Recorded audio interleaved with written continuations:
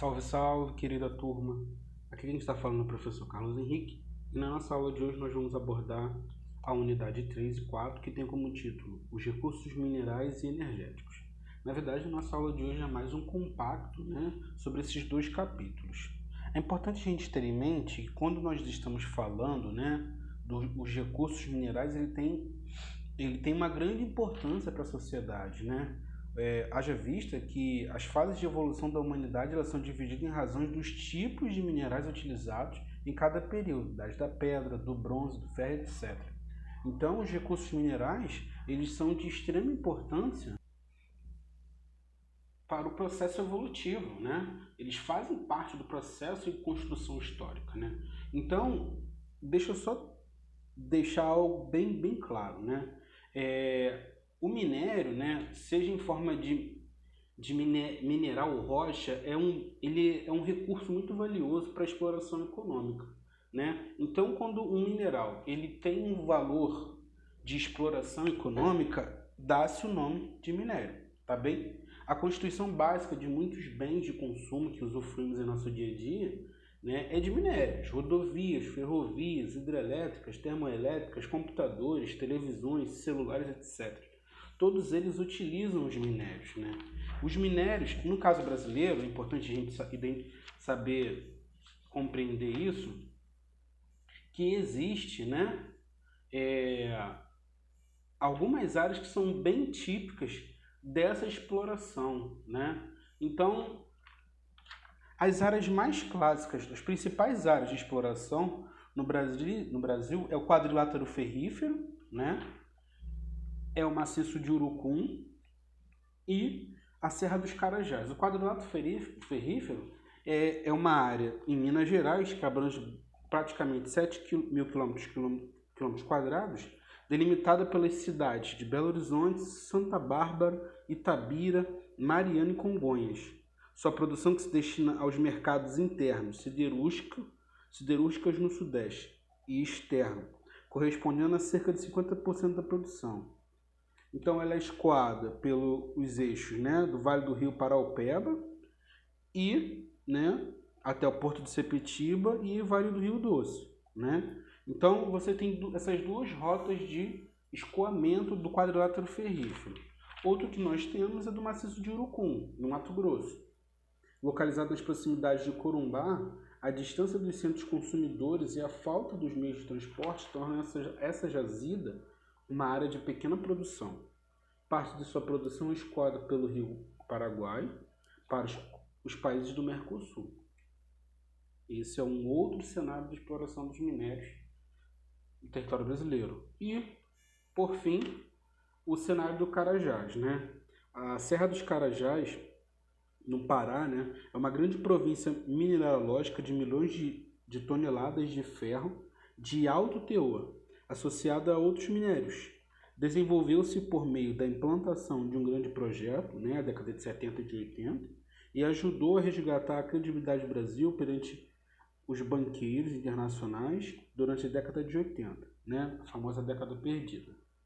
Contou com uma construção de um corredor de exploração com a implantação da estrada de ferro Carajás, eu estou falando de 890 quilômetros, até o porto, até a ponta da Madeira ou Itaqui, em São Luís do Maranhão. Então existe essa conexão para exploração da Serra do Carajás.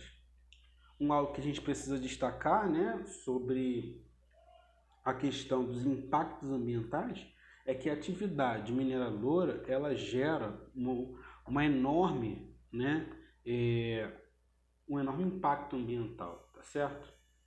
E aí, esse é um exemplo bem típico, Essa é uma imagem de Mariana que expressa muito pra gente, A mineração de ferro em si não custa. Então, há alguns cenários que promovem um grande dano ambiental, um grande prejuízo ambiental. No Brasil, assim como em outros países, a exploração mineral a céu aberto arrasa paisagens inteiras, retirando a cobertura vegetal e destruindo o relevo. Tá? Seus rejeitos, muitas vezes largados caoticamente, tornam-se uma fonte de detritos que provocam o assoreamento dos rios né? E alteram as características físicas e químicas dos cursos fluviais, dos rios, com consequências drásticas para os ecossistemas terrestres e aquáticos. A exploração mineral a céu aberto afeta as populações ribeirinhas que dependem dos rios para sobreviver, seja como fonte de alimento ou como meios de transporte, seja para o desenvolvimento da agricultura em suas margens ou várzeas.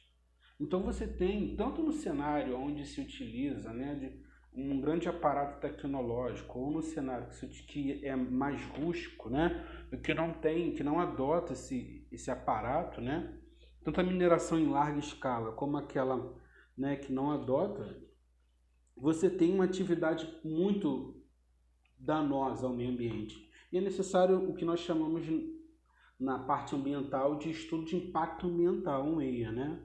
A mineração em larga escala, como a que ocorre na Amazônia, tem causado danos ao ecossistema que ainda não foram convenientemente avaliados. A maioria dos projetos foi implantada sem devido estudo de impacto ambiental. São mais de 50 minas de exploração, todas elas focos de ambiental, né, de alteração ambiental, sem considerar as áreas de garimpo, né? Então, esse é o cenário. Então, a mineração de ferro em si não causa tantos danos ambientais como a do ouro e da bauxita, mas ela destrói o relevo, arrasa montanhas e cria instabilidade nas costas e escarpas, acelerando o processo erosivo. Além disso, se não forem construídas barragens ou tanques para decantar a lama originária dos rejeitos, ocorrerá a contaminação das águas. Outro problema ambiental é a poeira de minério e da sílica em suspensão no ar, que provoca danos à saúde dos trabalhadores, das minas, dos moradores, etc., né? Esse é o cenário extremamente catastrófico no que diz respeito à utilização e exploração dos recursos minerais. Agora nós damos início à unidade 4, né, que aborda os recursos energéticos. E aí a gente tem que entender o seguinte, né? Quando a gente fala de matriz energética, a gente não pode confundir com a matriz elétrica, né? A matriz energética, ela representa o conjunto de energias disponíveis, tá certo? Para movimentar carros, preparar comida de fogão e gerar eletricidade. A matriz elétrica é formada pelos conjuntos de fontes disponíveis para a geração de energia elétrica. Então, a nossa matriz energética, ela é bem diversificada, né? Nós utilizamos uma taxa, esses dados são da empresa de pesquisas energéticas, é bem significativa, né? A nossa fonte de energia, ela é basicamente, ela se utiliza muito de fontes renováveis. E aí, deixa eu só abrir um parênteses. A energia, ela se apresenta sob diferentes formas, né? Mecânica, calórica, elétrica, luminosa, química, nuclear, etc. Toda forma de energia, elas podem se transformar em outras, o que tem sido de grande proveito para a humanidade, né? Então, são fontes de energia todos aqueles componentes da natureza dos quais se pode extrair energia utilizável pelo homem. Repito, são fontes de energia todos aqueles componentes da natureza dos quais se pode tirar energia para o homem. E essas fontes, né, essas fontes de energia, elas se subdividem em renováveis e não renováveis. As renováveis são aquelas cujas quantidades de energia são quase inesgotáveis, né, como a energia solar, eólica, hidráulica e etc. E nós temos as fontes não renováveis, que são aquelas cujas quantidades são limitadas e por isso esgotam-se progressivamente ao serem consumidas, né? E esse é o cenário brasileiro da utilização, esse é o cenário, né, global de utilização de energia, né? O mundo possui uma matriz energética composta principalmente por fontes não renováveis, como carvão, petróleo e gás natural, né? E aí sim, esse é o cenário brasileiro da utilização de energia, né? Nós temos uma taxa, a nossa matriz energética, ela utiliza, né, uma taxa significativamente de não renováveis, né? Então, só para título de comparação, né, as renováveis no Brasil e as não renováveis, olha comparativamente, né? Como no Brasil, caso brasileiro, a gente utiliza uma parcela significativa, 43,5% de nossa energia renovável, né? Fato é que nós não temos uma autonomia, né? Uma autossuficiência energética, mas nós, comparativamente, nós utilizamos uma base considerável de energia renovável. E aí, galera, eu vou só pontuar algumas das energias não renováveis, né? Então nós temos as carboníferas ou energias derivadas do carvão, né? Então nós temos energias fósseis, como carvão mineral, gás natural, petróleo, etc. Nós temos a nuclear. E nós temos as renováveis, né? Que pertencem a esse grupo considerados inesgotáveis, né? Então, dentre as renováveis, nós temos a hidrelétrica, solar, eólica, biomassa também, né? A geotérmica é uma energia, a oceânica também, energia não renovável, tá certo?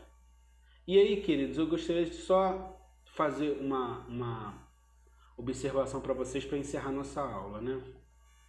A fonte de energia mais danosa ao meio ambiente, né? Mais prejudicial ao meio ambiente é o carvão mineral, né? Lembrem, carvão mineral não é carvão vegetal, tá, gente? Carvão vegetal é aquele que nós utilizamos no nosso churrasco, né? Eventualmente no final de semana. O carvão mineral não. O carvão mineral é uma camada rochosa, né? E é o mais poluidor entre os combustíveis fósseis, tá? Queridos, espero poder ter ajudado vocês. Tentei não me alongar na nossa aula de hoje. Tenham um grande final de semana, um grande abraço e até uma próxima.